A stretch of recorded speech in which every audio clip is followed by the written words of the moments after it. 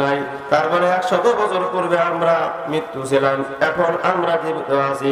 কত তোমরা মুআতাদ ফাহিয়াকুম, আল্লাহ রাব্বুল আলামিন বলেন, আমি আল্লাহ পাক রব্বুল আলামিন তোমাদেরকে হায়াত দান করলাম। ফাহিয়াকুম, তোমাদের হায়াত পেয়ে তোমরা লাফালাফি করো না।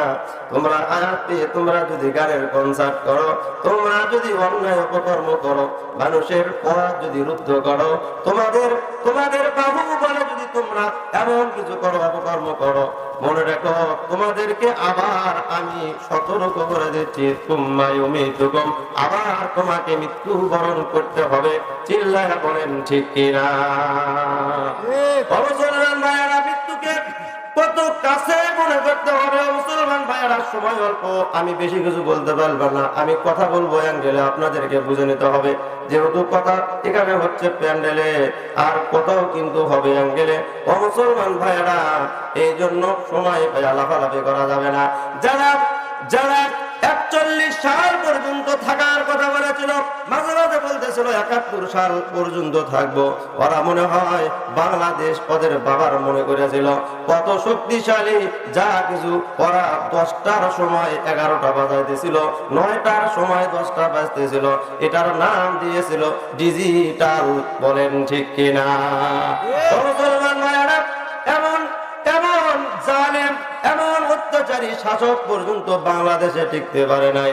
ওরা সব কিছু নিয়ে, টোকলাপাতি নিয়ে, খেতা বালিশ নিয়ে ওরা যেমন ভারতে পালাইছে, আজকেও আমরাও যদি কোনো বাহু বলে কোনো কিছু করতে যাই, ও জালেম যদি হয়ে যায়, তাহলে জালেমকে আল্লাহ পাক রব্বুল আলামিন ছাড় দেননি এবং ছেড়ে দিবেন না।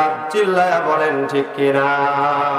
কি খেলা খেলেছো মাওলা রে মাওলা, খেলা চমৎকার, নাপাকি মানুষ বানাইয়া পাঠাইলে বাজারে। কি খেলা খেলেছো মাওলা রে মাওলা, কাউরে দিলা 10টা সন্তান, জায়গা জমি নাই। কাউরে দিলা কোটি টাকা, সন্তান আদি নাই। বলেন ঠিক কিনা? নদীর একুল গড়ে একুল ভাঙে, এই তো নদীর খেলা।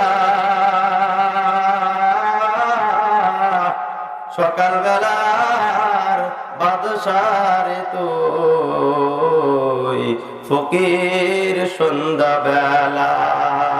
সকালবেলার প্রধানমন্ত্রী তুমি, দুপুর বেলা